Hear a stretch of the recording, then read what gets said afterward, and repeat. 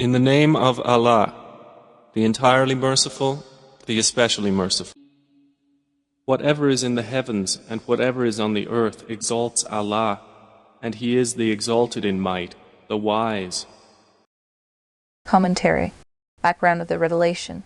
Tirmidhi has recorded, on the authority of Sayyidina Abdullah ibn Salam, may Allah be pleased with him, that a group of companions discussed among themselves that if we come to know which is the dearest of actions in the sight of Allah, we shall act upon it. Hakim reported this tradition and graded its chain as Sahib. Macaulay in his citation added the following words: if we come to know which is the dearest of actions in the sight of Allah, we shall dedicate our lives and wealth to it. Majari. Ibn Kathir, with reference to Musnad of Ahmad, reports that some of the companions gathered and wanted someone to go to Allah's Messenger and ask him about the action that is dearest to Allah, but no one dared to do so. Whilst this discussion was going on, the Holy Messenger sent a man to call each one of them by name. When they all arrived, the Holy Prophet recited the entire Surah As-Saff, which had been revealed just then. This surah shows that the dearest action they were looking for was jihad in the cause of Allah, and their statement that if we come to know about it, we shall dedicate our lives, and acting upon it was a sort of claim of having ability to do it. At this, they are admonished that it is not proper for any believer to make such a claim, because no one can for sure know whether he will be able to implement his intentions when the time arrives. It is not in his power that all the causes of action are made effective and all impediments are removed, nor are the abilities and strengths of his hands or arms or limbs or organs altogether in his power, nor is his determination or intention completely in his control. Therefore, even the Holy Prophet has been instructed in the Qur'an thus, and never say about anything, I am going to do this tomorrow, unless you say if Allah wills. Although the intention of the blessed companions was not to make a boastful claim, it did seem apparently as a claim, which Allah dislikes. If a person makes a commitment to do something in the future, he needs to surrender it to the divine will and affirm it by saying if Allah wills. The following verses are revealed to admonish the believers. O you who have believed, why do you say what you do not do? O those who believe, why do you say what you do not do? It is severely hateful in Allah's sight that you say what you do not do. Surah As-Saff, ayat 2-3. Apparently, the phrase what you do not do implies that one should not claim to do something he does not intend to do. From this it may be deduced that it is prohibited to make a commitment to do a work while a person does not have the genuine intention to really do it, because this would be ostentation and a false commitment. Obviously, the blessed companions, in the story of the background of Revelation, were not making such promises without having intention to fulfill them. Instead, their intention was genuine.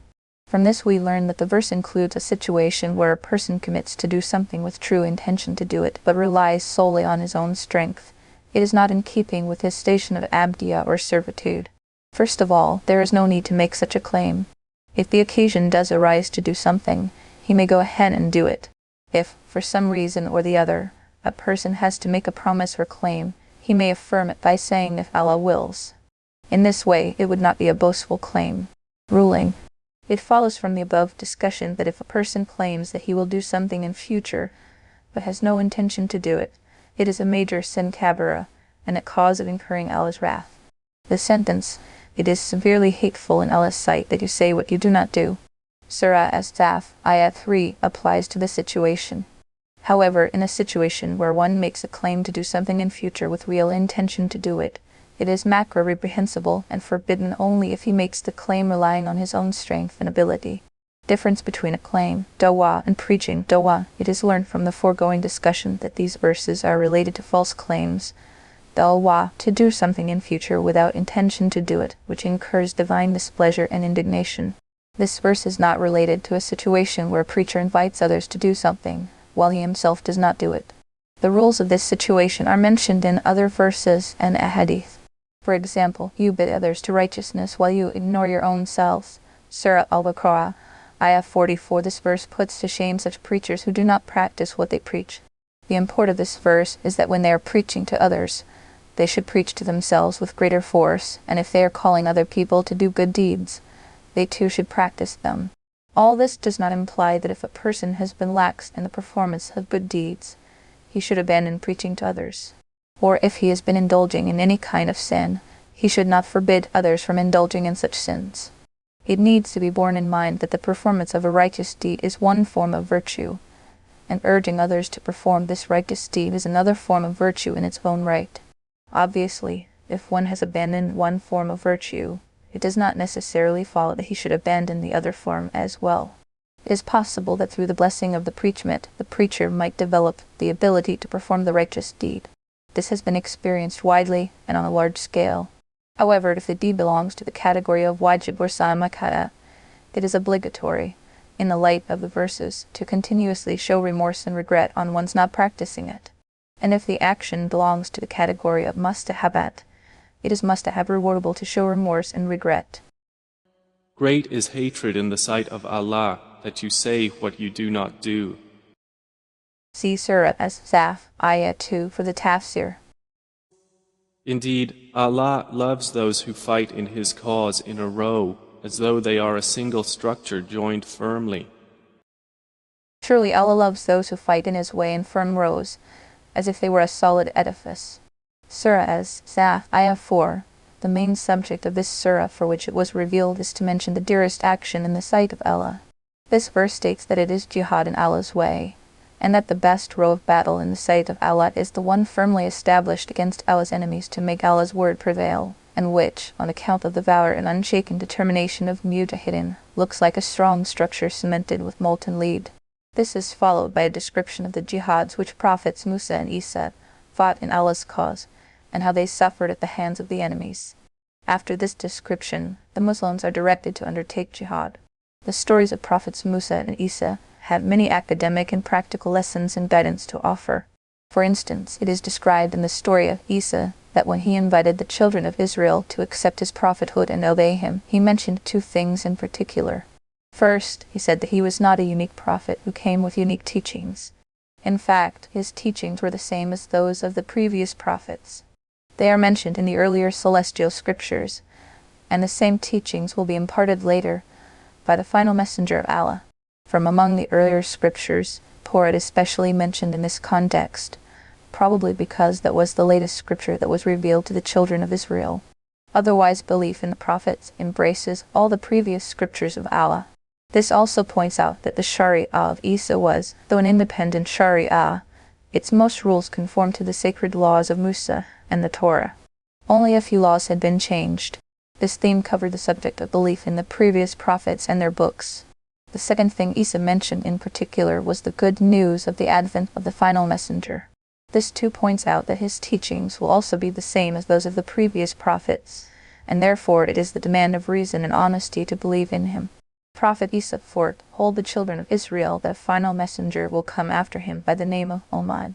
When he appears, it would be obligatory for them to embrace faith in him and obey him, in giving you the good news of a messenger who will come after me, whose name is Muhammad. The name of the final messenger is given here as Muhammad. The name of the final messenger was Muhammad and Muhammad. He had some other names as well.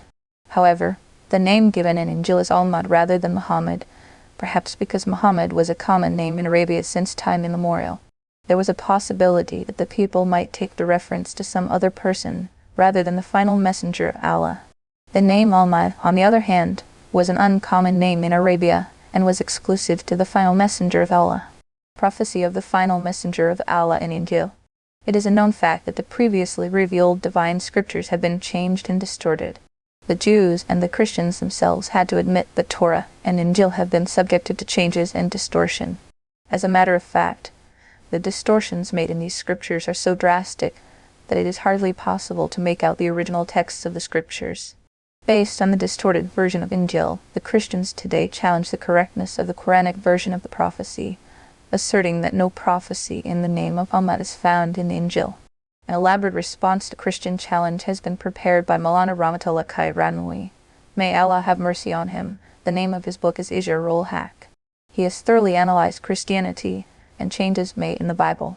He concludes that despite drastic changes in the present biblical version, the prophecy about the Prophet Muhammad is still available. This book was originally written in Arabic. Later its translations appeared in Turkish and English. Christian missionaries attempted their utmost to destroy it. Its Urdu translation was not available until recently. A little while back, Maulana Akbar Ali, a lecturer at Darul Uloom Karachi, translated it into Urdu with in-depth research into current versions of the Bible by Maulana Muhammad Taqi, lecturer at Darul Uloom, and published in 3 volumes. Volume from pages to 362 elaborates on the prophecies pertaining to the Holy Prophet with reference to the currently published Bibles, and rebuts their doubts and allays their suspicions. And mention, O Muhammad, when Moses said to his people, O my people, why do you harm me, while you certainly know that I am a messenger of Allah to you? And when they deviated, Allah caused their hearts to deviate. And Allah does not guide the defiantly disobedient people. See Surah As-Saff, Ayah 4 for the Tafsir. And mention when Jesus, the son of Mary, said, O children of Israel, indeed I am the messenger of Allah to you, confirming what came before me of the Torah, and bringing good tidings of a messenger to come after me, Ahmad. But when he came to them with clear evidences, they said, This is obvious magic. See Surah As-Saff, Ayah 4 for the Tafsir. And who is more unjust than one who invents about Allah untruth while he is being invited to Islam? And Allah does not guide the wrongdoing people. See Surah As-Saff, Ayah 4 for the Tafsir. They want to extinguish the light of Allah with their mouths, but Allah will perfect His light, although the disbelievers dislike it. See Surah As-Saff, Ayah 4 for the Tafsir.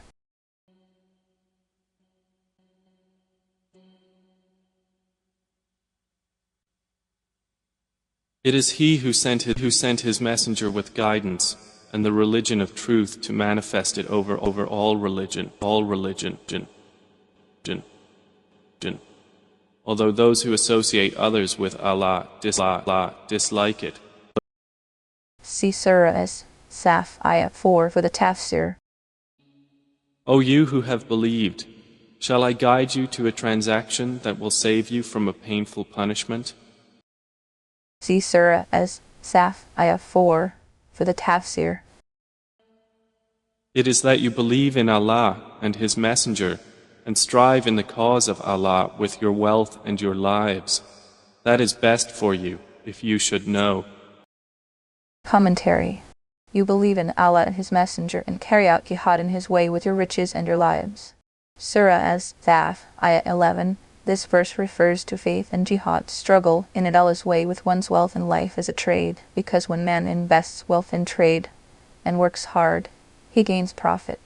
Likewise, when man believes in Allah and invests his life and wealth in His cause, he incurs Allah's pleasure and attains the eternal blessings of the hereafter, which is mentioned in the forthcoming verse that whoever carries out this trade, Allah will forgive his sins and provide him with dwellings in the gardens of eternity with all sorts of luxuries and comforts, as is mentioned by the Holy Prophet in explanation of pleasant dwellings. Alongside the blessings of the hereafter, the next verse promises some blessings of this world too. He will forgive for you your sins and admit you to gardens beneath which rivers flow, and pleasant dwellings in gardens of perpetual residence. That is the great attainment. See Surah As-Saff, Ayah 11 for the Tafsir.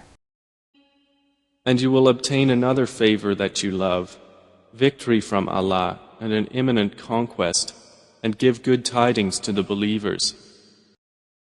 And He will give you another thing that you love, help from Allah, and a victory near at hand. Surah As-Saff, Ayah 13. This verse adds that the blessings of this trade are not restricted to the hereafter. There is one blessing that will be granted right here in this world, which is the divine help and an imminent victory, that is, conquests of enemy territories. If the word qarib, near, is taken as the opposite of hereafter, it would include all later Islamic conquests of Arab and non-Arab territories. And if the word qarib, near, is taken in its normal sense, it would, in the first instance, apply to the conquest of Khaybar, and in the second instance it would apply to the conquest of Mecca. This near victory is referred to as that you love. It implies that this worldly blessing is dear to man, because he is by nature haste, prone, as the Quran says, and man is prone to haste. Surah Al-Isra, Ayah 11. This, however, does not imply that the blessings of the hereafter are not dear to him. It simply means that the love of seeking the blessings of the hereafter is quite obvious, but he naturally would love to have the blessings of this world as well. They too will be granted to him. O you who have believed, be supporters of Allah, as when Jesus, the son of Mary, said to the disciples, "Who are my supporters for Allah?" The disciples said, "We are supporters of Allah." And a faction of the children of Israel believed, and a faction disbelieved. So we supported those who believed against their enemy, and they became dominant. Just as Isa, son of Maryam, said to the disciples, "Who are my supporters towards Allah?" Surah As-Saff, Ayah 14. The word Hawariyan is the plural of Hawari, which connotes a sincere friend who is free from any kind of adulteration, role, Madani, referring to Ash'ari. This is the reason why people who believed in Prophet Jesus are called Hawari. They were 12 in number, as is already discussed in Surah Al-Imran. This verse refers to an incident of Prophet Isa and urges the Muslims to gird up their loins to unselfishly help and support the religion of Allah. As when Prophet Isa was hurt by the enemies, he asked his disciples, "Who are my supporters towards Allah?" In other words, who will help and support me in propagating the religion of Allah? 12 people volunteered and pledged to his loyalty and helped him in preaching the religion. Following this example, the Muslims ought to help and support Allah's religion. The blessed companions of the Holy Prophet Muhammad followed this example to the fullest extent, and acted upon this command to the highest degree, so much so that the example of the Holy Prophet's companions stands unparalleled in the history of other ummahs.